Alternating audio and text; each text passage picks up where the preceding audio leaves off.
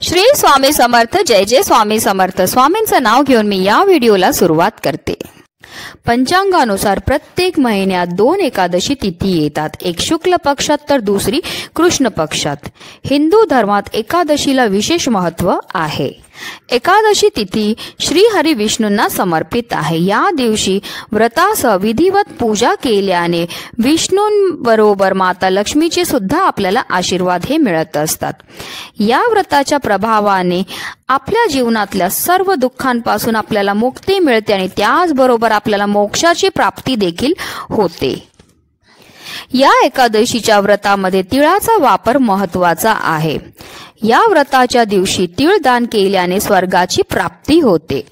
षष्टीला एकादशीच्या दिवशी आपल्याला श्री हरी विष्णूंची पूजा तर करायची, सेवा तर करायची, पण त्याचबरोबर आपल्याला काही विशेष उपाय देखील करायचे, ज्यामुळे आपल्या जीवनामध्ये असणारे सर्व संकट, सर्व विघ्नांपासून आपल्याला मुक्तताही मिळणार आहे. आणि म्हणूनच आपल्याला षष्टीला एकादशीच्या दिवशी हळदीचा अतिशय प्रभावी असा उपाय करायचा, ज्यामुळे आपल्या घरामध्ये सुख, शांती, ऐश्वर्य नांदेल. त्याचबरोबर सर्व कर्ज, सर्व दुःख, सर्व दारिद्र्य, सर्व अडचणी नष्ट होऊन जातील आणि त्यामुळे आपल्या घराची, आपल्या मुलांची, आपल्या पतीची भरभरून अशी प्रगती होणार आहे. अतिशय महत्त्वाची अशी माहिती मी तुम्हाला या व्हिडिओमध्ये देणार आहे, तर व्हिडिओ पूर्ण पहा. आणि जर तुम्ही माझ्या चॅनलवर नवीन असतील तर चॅनलला सबस्क्राईब करा आणि शेजारी बेल आयकॉन सुद्धा प्रेस करा, जेणेकरून तुम्हाला माझ्या नवनवीन व्हिडिओचं नोटिफिकेशन हे मिळत राहील. पंचांगानुसार पौष महिन्याच्या कृष्ण पक्षातील एकादशीची तिथी 5 फेब्रुवारी रोजी संध्याकाळी 5:24 प्रारंभ होईल, तर 6 फेब्रुवारी रोजी दुपारी 4:07 समाप्त होईल. उदय तिथीनुसार मंगळवारी म्हणजे 6 फेब्रुवारी रोजी षष्टीला एकादशी साजरी केली जाईल. तिळांच्या 6 प्रकारामुळे ही एकादशी षटतिळा एकादशी म्हणून ओळखली जाते. पहिलं तीळ स्नान, दुसरं तीळ उठणे, तिसरं तीळ हवन, चौथे तीळ तर्पण, 5वे तीळ भोजन आणि 6वे तीळदान. हे तिळाचे 6 प्रकार आहेत. हे व्रत केल्यामुळे आपल्याकडनं कळत नकळत झालेल्या पापांपासून मुक्तता तर मिळतेच मिळते, पण त्याचबरोबर आपल्याला मोक्षाची प्राप्ती देखील होते. तर चला जाणून घेऊया षष्टीला एकादशीची पूजा विधी काय आहे. एकादशीचे व्रत विधीनुसार आपल्याला करायचे आहे. जर आपण षष्टीला एकादशीचा उपवास करणार असतील तर एकादशीच्या ब्रह्ममुहूर्तावर आपल्याला उठून आपलं घर स्वच्छ करायचं आहे आणि त्यानंतर आपल्याला स्नान करून देवी देवतांचे ध्यान करायचे आहे. यानंतर उपवासाचा आपल्याला संकल्प करायचा आहे. त्यानंतर आपली जी देवपूजा आहे ती केल्यानंतर आपल्याला श्री हरी विष्णूंची विधिविधानपूर्वक पूजा करायची आहे. षष्टीला एकादशीच्या दिवशी गरजूंना अन्नदान करण्याला सुद्धा खूपच महत्त्व आहे. पद्मपुराणानुसार जो भक्त खऱ्या मनाने षष्टीला एकादशीचे व्रत करतो त्याला मोक्ष मिळते. सर्व समस्यापासून त्याची मुक्तता होते. त्याच वेळी जे पुण्य कन्यादान, हजारो वर्षाची तपस्या, सुवर्णदान यांनी मिळते, तेच पुण्य षष्टीला एकादशीच्या व्रताने मिळते.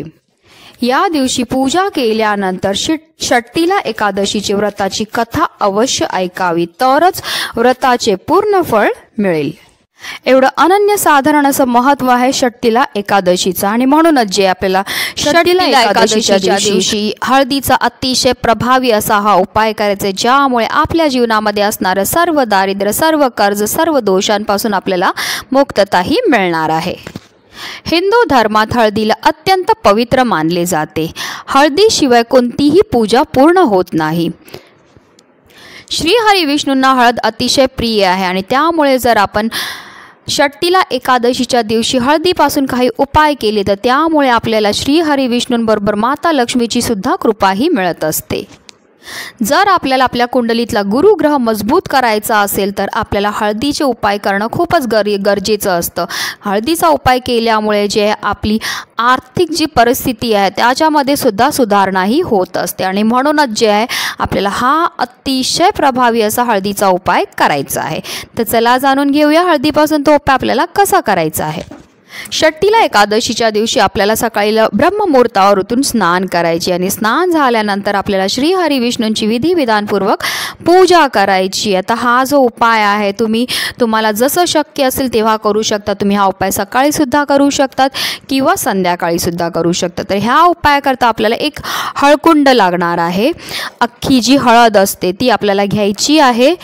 त्याचबरोबर आपल्याला एक पिवळा दोरा घ्यायचा। आता जर तुमच्याकडे पिवळा दोरा नसेल तर काय करा, पांढरा कॉटनचा धागा घ्या, त्याला हळदीमध्ये बुडवा, म्हणजे हळदीमध्ये थोडंसं पाणी टाका, त्याचा लेप तयार करा आणि त्या लेपामध्ये जे आपल्याला पांढरा दोरा बुडवून घ्यायचा आहे, म्हणजे तो दोरा जो आहे पिवळा होऊन जाईल। आणि त्यानंतर जे आपण एक हळकुंड घेतलेला आहे त्या हळकुंडाला जो आहे हा दोरा आपल्याला गुंडाळायचा आणि ह्याची एक माळासारखी आपल्याला तयार करून घ्यायची आहे।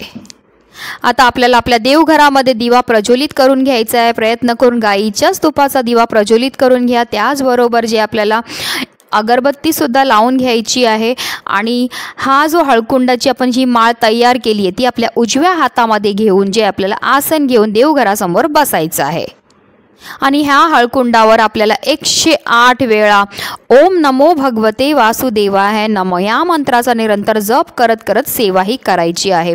आपल्याला 108 वेळा ओम नमो भगवते वासुदेवाय नमः या मंत्राचा जप करायचा आहे, हे हळकुंड आपल्या हातामध्ये घेऊन। त्याचबरोबर आपल्याला 1 वेळा श्री व्यंकटेश स्तोत्राचं सुद्धा पठण करायचं आहे आणि 1 वेळा आपल्याला श्री सुक्तमचं सुद्धा पठण करायचं आहे। अतिशय उच्च कोटीच्या ह्या सेवा आहेत आणि जर आपण षष्टीला एकादशीच्या दिवशी जर ह्या उच्च कोटीच्या सेवा केल्या तर त्यामुळे श्री हरी विष्णूंबरोबर माता लक्ष्मीची आपल्यावर भरभरून कृपाही होत असते। आता ही सेवा करून झाल्यानंतर जे आहे हे हळकुंड आपल्याला आपल्या देवघरामध्ये जर तुमच्याकडे श्री हरी विष्णूंचा फोटो असेल तर त्या फोटोसमोर अर्पण करायचं आहे। जर तुमच्याकडे विठ्ठल रखुमाई असेल तर त्यांच्या चरणासमोर अर्पण केलं तरीही चालणार, किंवा बाळ गोपाळ हा प्रत्येकाच्या घरोघरी असतो तर त्यांच्यासमोर सुद्धा आपण हे हळकुंड अर्पण केलं तरीही चालणार आहे।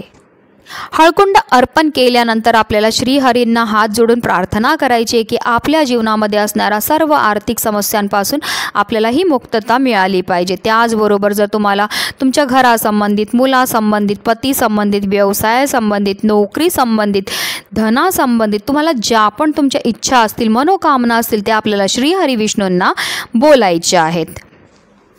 आणि हे हळकुंड आहे ते संपूर्ण षष्टीला एकादशीच्या दिवशी, म्हणजे मंगळवारी आहे षष्टीला एकादशी, तर संपूर्ण दिवसभर आणि रात्रभर ते तिथेच ठेवायचे आणि बुधवारी जे आहे आपल्याला सकाळी स्नान झाल्यानंतर ते हळकुंड तिकडून उचलून घ्यायचं आहे। आता जर हा उपाय तुम्ही नोकरी करत असतील तर तुमच्या पॉकेटमध्ये हे हळकुंड ठेवा, किंवा जर तुम्ही व्यवसाय करत असतील तर तुमच्या व्यवसायाच्या ठिकाणी तिजोरीमध्ये किंवा गल्ला असेल तर तिथे ठेवा, किंवा तुम्ही तुमच्या घरामध्ये आलेली लक्ष्मी स्थिर राहण्याकरता, धन प्राप्ती करता हा उपाय करत असतील तर तुम्ही तुमच्या घरामध्ये तिजोरीमध्ये ही जी वस्तू आहे ती ठेवू शकतात। अतिशय प्रभावी असा हा उपाय आहे, तुम्ही करून तर बघा। तुमच्या जीवनामध्ये असणाऱ्या सर्व आर्थिक समस्यांपासून तुम्हाला मुक्तताही मिळणार आहे। फक्त कोणताही उपाय किंवा सेवा करताना पूर्ण श्रद्धेने करा, तरच त्याचा फळ सुद्धा आपल्याला चांगलं हे मिळत असतं। आणि म्हणूनच व्हिडिओ जास्तीत जास्त लोकांपर्यंत शेअर करा, जेणेकरून प्रत्येकाच्या आयुष्याचं कल्याण हो, हीच मनामध्ये इच्छा। श्री स्वामी समर्थ। जय जय स्वामी समर्थ।